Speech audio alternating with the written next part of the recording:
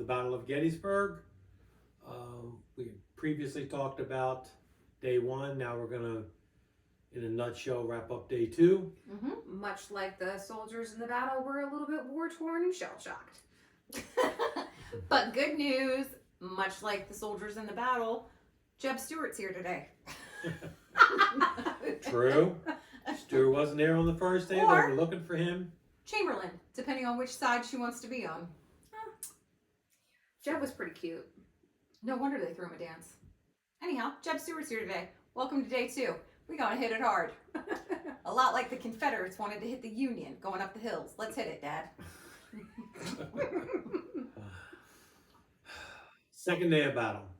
Second day of Gettysburg found the Union Army entrenched on Cemetery Ridge from just around town, just from south of town, around Copp's Hill. That was the eye of the fish hook, where all night long they had spent entrenching their lines, building up walls, ramparts for the cannons, because they knew what was coming the next day, and that was going to be an all-out battle.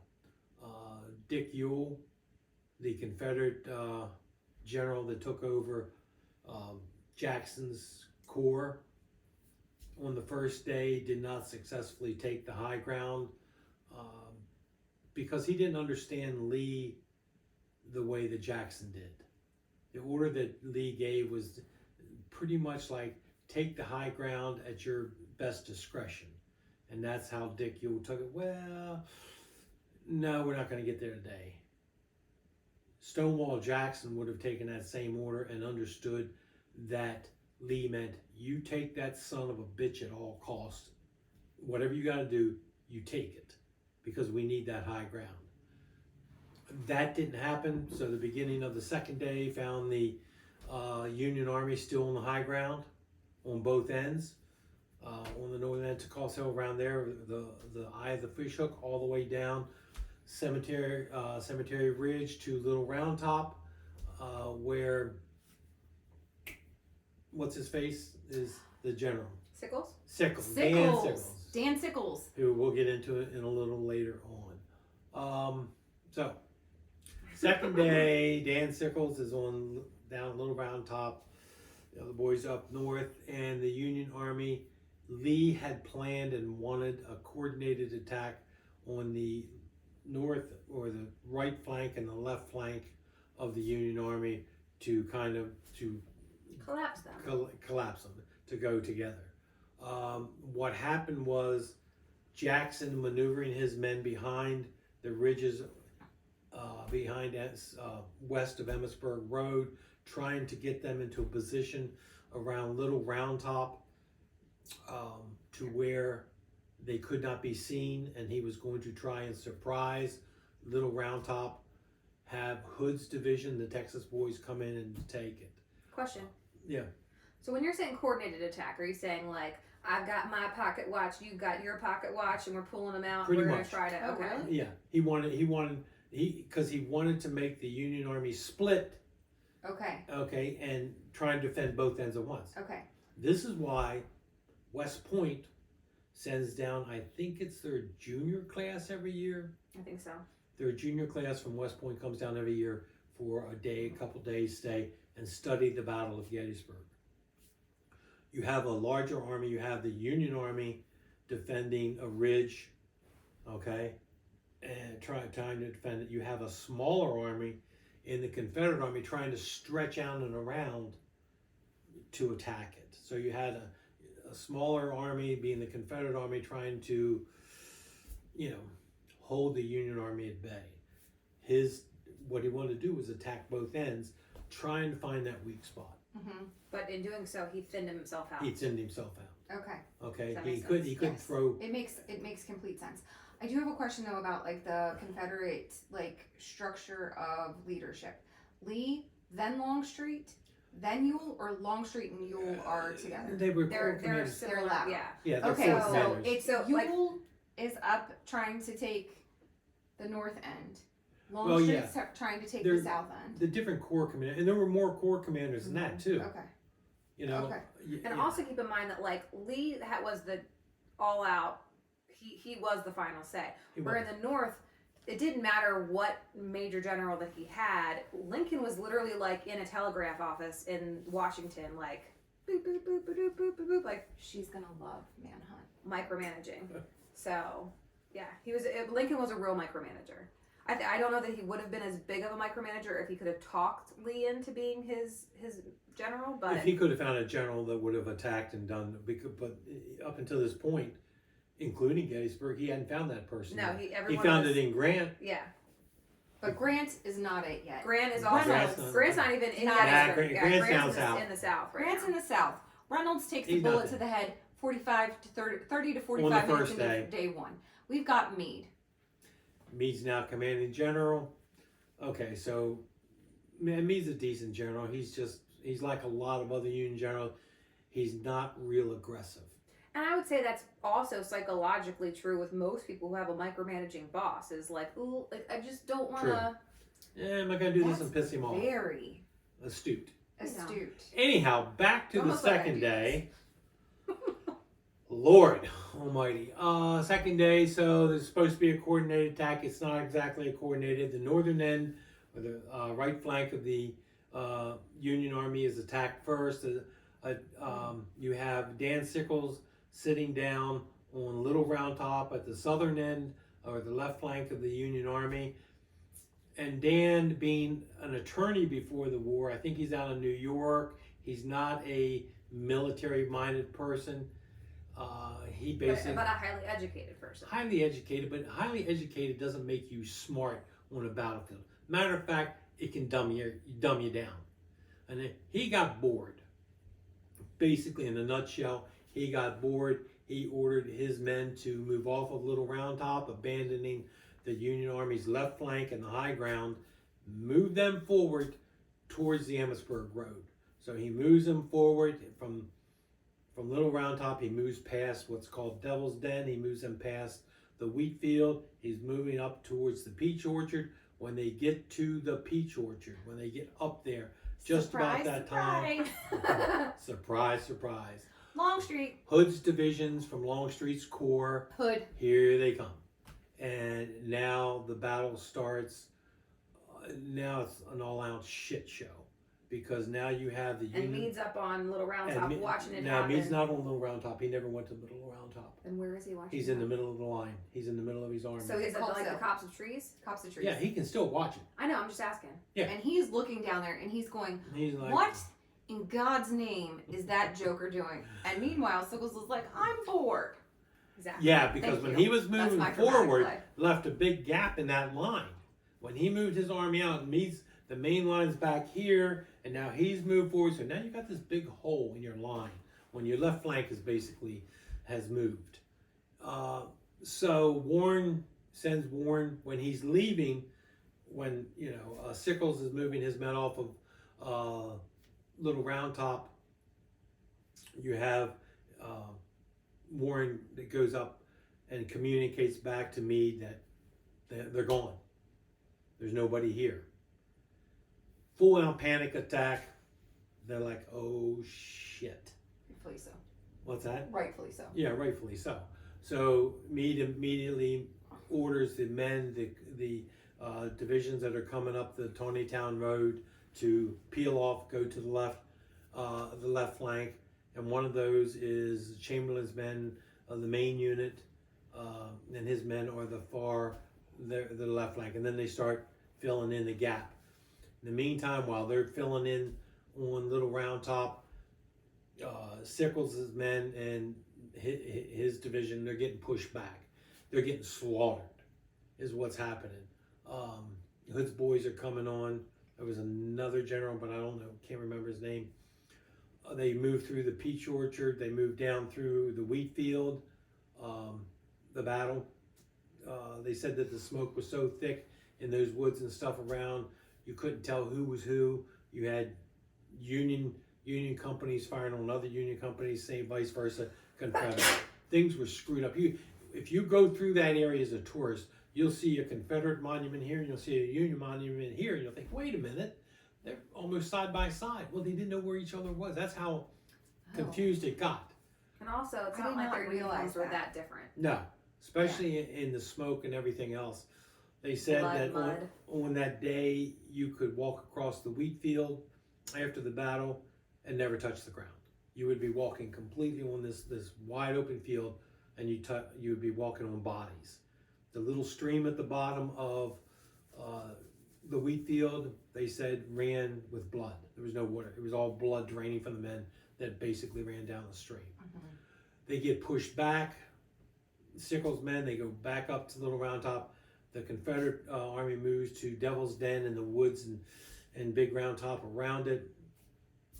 Devil's Den becomes an area the Confederate Army uses for their sharpshooters to keep the Union Army up on Little Round Top, pinned down, trying to take out the artillery crews. I mean, if you're talking about cover and concealment, Devil's Den is pretty much the perfect spot for Yeah. it. It is. Yeah, and so Really is Little is. Round Top. Little Round Top has a lot of boulders too. Yeah, and a lot of nooks and crannies. If you visit the battlefield, as you'll see as you're going up Little Round Top, there's like these big granite boulders everywhere.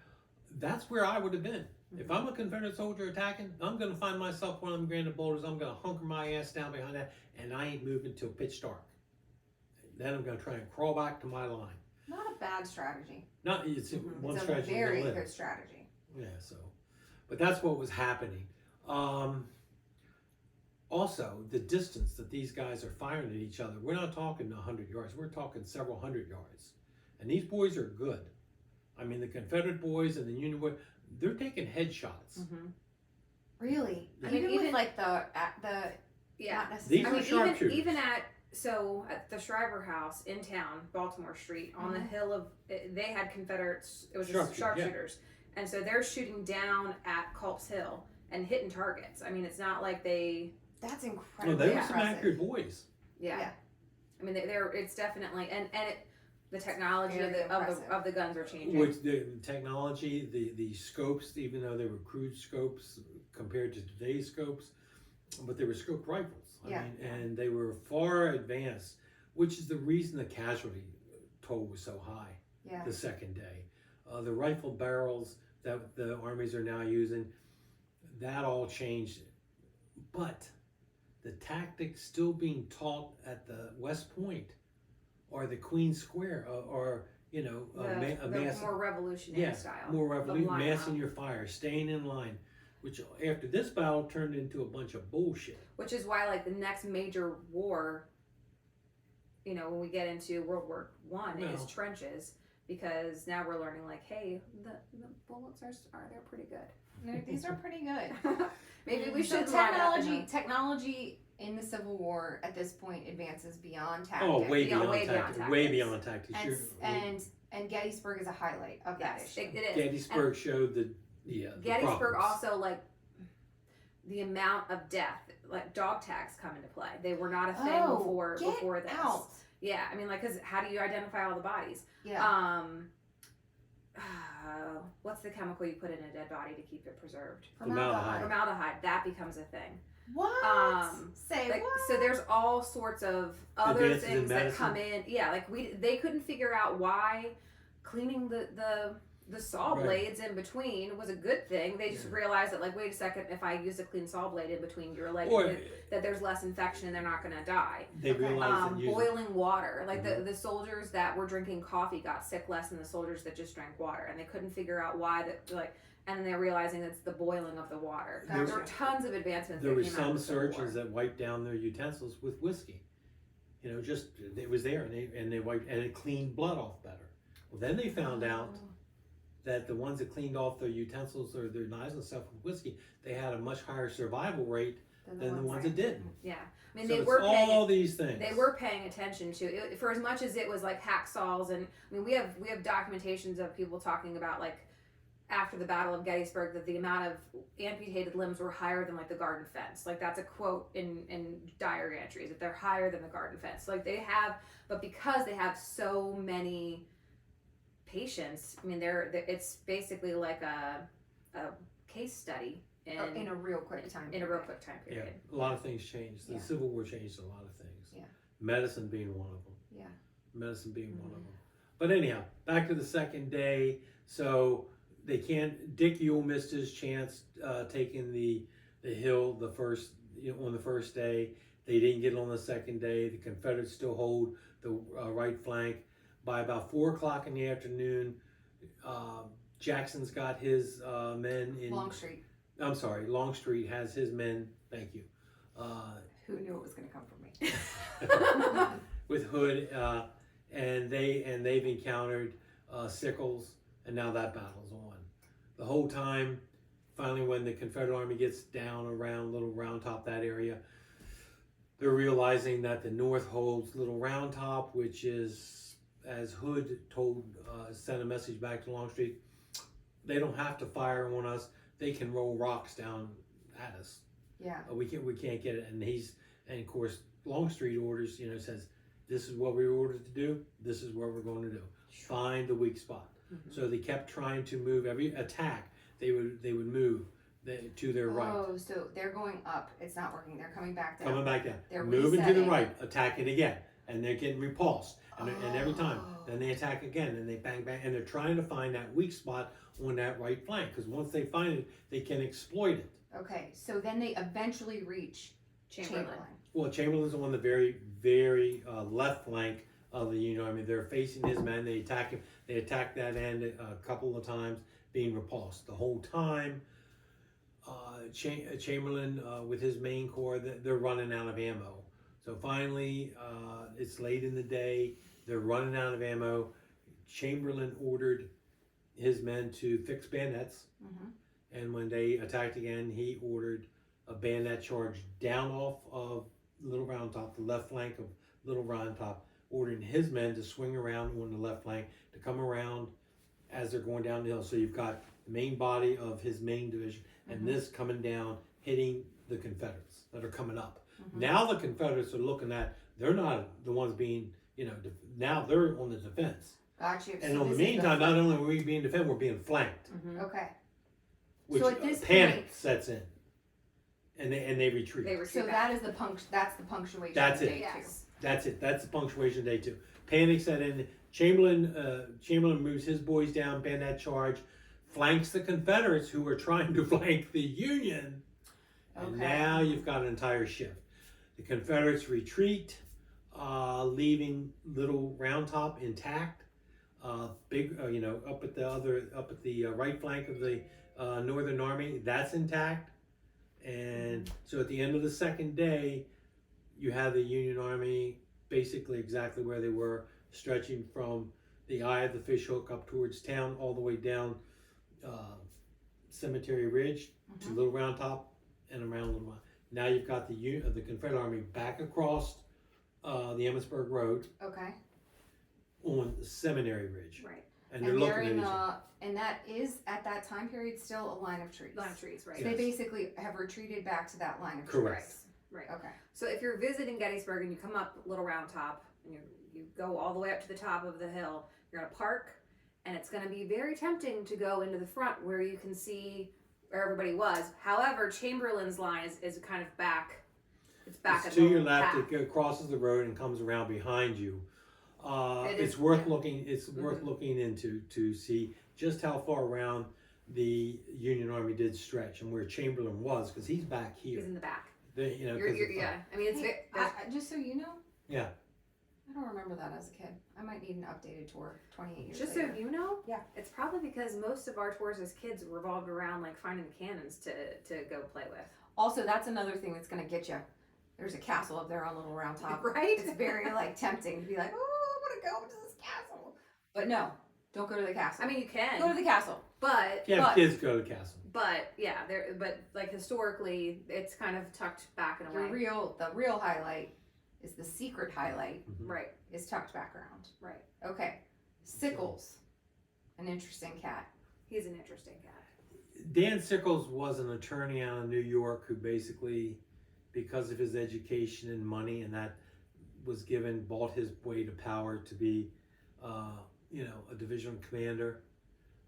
He had no real military training. He was aggressive, but he was also a kook. To give There up we the go.